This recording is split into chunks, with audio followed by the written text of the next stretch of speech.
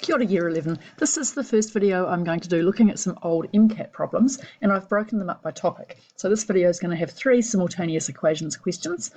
These are from the 2023 and 2022 papers, and the second 2 are really similar in structure. So what you might want to do is just pause the video at this point and try each of the 3 questions before I work through them. I'm going to go reasonably slowly, and I'm going to do the first one I'm going to do in 2 slightly different ways. Okay, so to be working well on questions at this level, you need to be confident with solving simultaneous equations by our 2 methods without having to deal with all the words. So those 2 methods are the elimination method, and that's the one where we have things like this.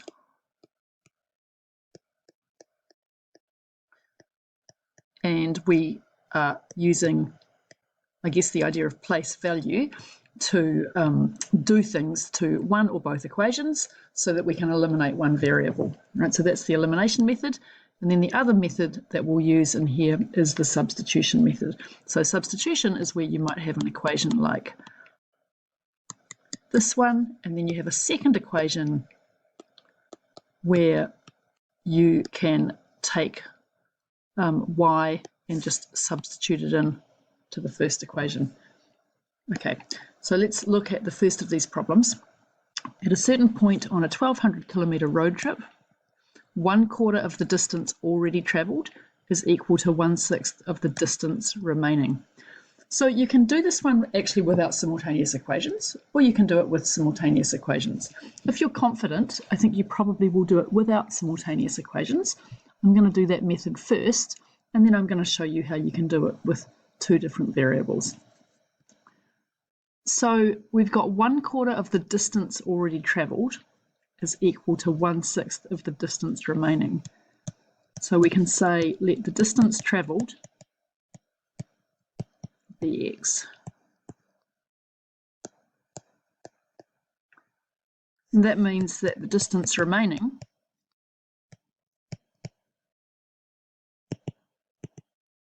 is 1,200 minus x.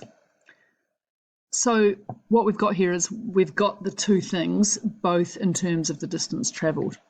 And now we can write one equation. Okay, so 1/4 of the distance already travelled means x divided by 4, and that's equal to 1/6 of the distance remaining. So that's 1/6 of 1,200 minus x. So here we're working with equations with fractions. There are quite a few different ways to go here. So some of you will like cross multiplying and will get 6x is equal to 4 times 1,200 minus x. Right, so I'm taking this 6 and I'm timesing both sides by 6, and I'm taking this 4 and I'm timesing both sides by 4. That gives me 6x equals 4,800 minus 4x. 10x is 4,800, and x is equal to 480 kilometres. The question asked us how many more kilometres of the trip are there remaining. So we need 1,200 minus x, which is 720 kilometres remaining. Okay, I want to show you a couple more ways that you can do that problem, because I'm just going to do 3 questions in this video. So one of the things I'm going to show you now is another way to work with this equation, which is a little bit slower. And if you are understanding cross multiplying and it's working well for you, that's fine. But I want to look at how else we can do this. So whenever we're working with fractions, we can get a common denominator, and I'm going to do that here. The common denominator we're going to get here is 12. So what did I do to the 3 to the 4 to get it to 12? I times by 3. So we can write the top line as 3x. What did I do to the 6 to get it to be 12? I multiplied it by 2. So that means that that 1 is going to become 2. So what we have now is we have a common denominator on both sides. We can times both sides by 12, and that is going to clear out that fraction. So we get 3x equals this. Expanding that, gives me this equation, and you'll see that we get to the same x value, which is a good thing. So we get, again, x equals 480. And then the distance remaining is 720 kilometres. Now the next thing I want to do with it is to solve this equation fully using simultaneous equations. So if you hadn't written this down straight away, you might instead have said, well, let the distance travelled be x and the distance remaining can be y. And we end up using the substitution method for this. So we can write x plus y equals 1200. And then we can say, so that's y is equal to distance remaining.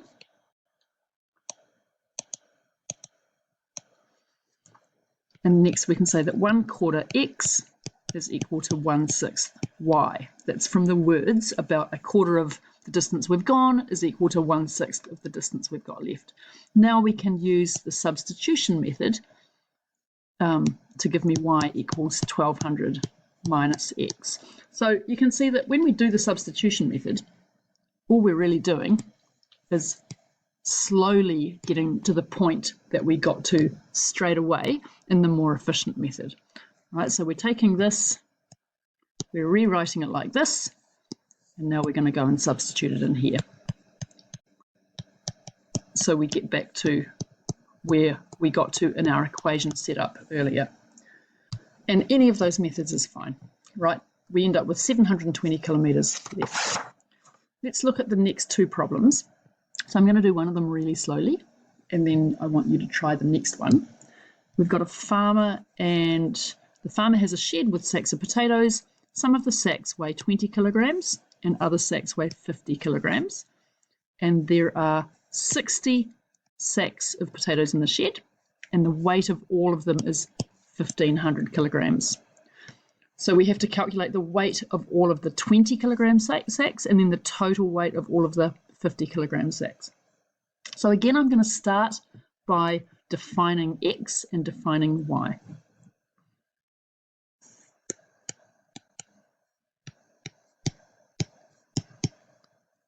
So we'll let x be the number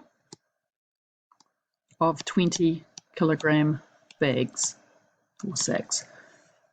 And then we'll let y be the number of 50 kilogram sacks of potatoes. Now we can say that the total number of sacks in the shed is 60, so x plus y is equal to 60. Now let's think about how we can write the weight of all of them being 1,500. Well, we've got x that weigh 20 kilograms, so that's going to give me 20 times x, and we've got y that weigh 50 kilograms. And you can see just by writing it like that, that is set up beautifully to go ahead and do our elimination method. So I could do this by substitution, right? I could write y equals 60 minus x, and I could go and chuck that into there. I know some of you are going to want to do it that way, that's fine, but I think it's really good to make sure that you can use both of those methods. So here, what I'm going to do is I'm going to label that one equation 1 and that one equation 2, and I'm going to match up that 20x. So I'm going to times this equation by 20. 20x plus 20y is equal to 1,200. 20x plus 50y is equal to 1,500. And I'm just labeling those equations. Now you can see that what I've done here is I've matched up the 20x here and the 20x here. I'm going to do equation 2, take away equation 1. I get 30y is equal to 300. That gives me y is equal to 10.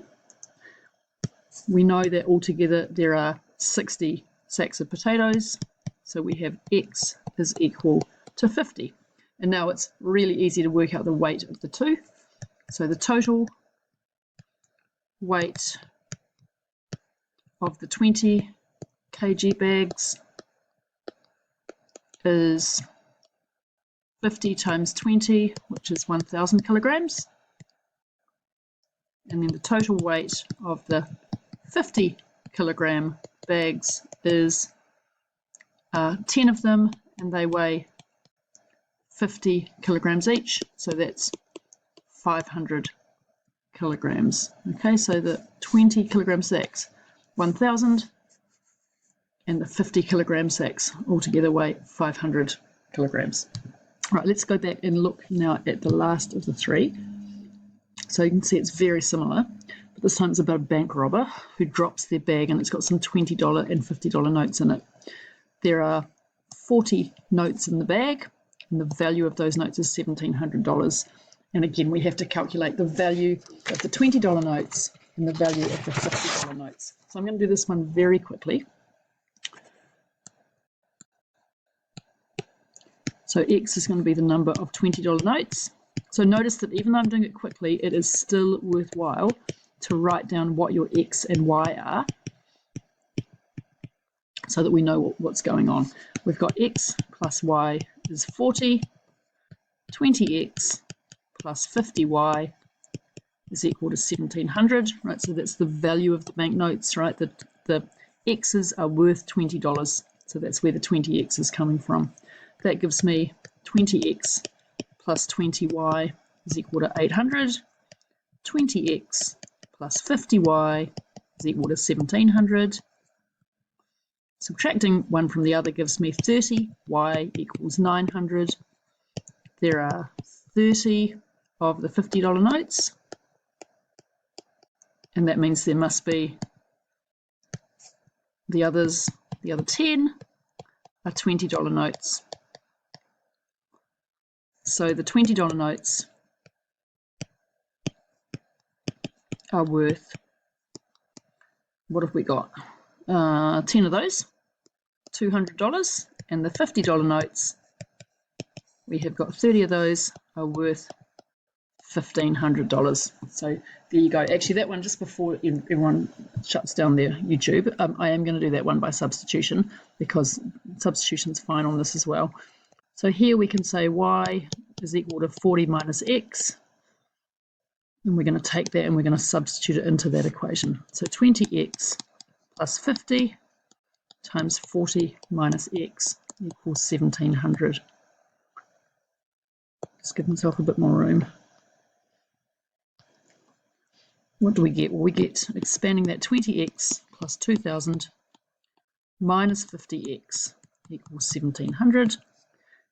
Let's see, negative 30X plus 2,000 equals 1,700. I'm getting silly negative numbers, but that's okay. Negative 30X is equal to negative 300. So X is equal to, where are we? X is equal to 30. Y is equal to 10. Right, because we've got that for Y. So look, both methods are fine. Make sure that you can do both of them. There are heaps of good practice questions on just the simultaneous equations without the words. So what these MCAT problems do is they make you set the equations up from often quite messy word problems. So that's your first step, and then you should feel really confident about the actual solving equation part. Thanks for watching. I'll do another video on simultaneous equations soon.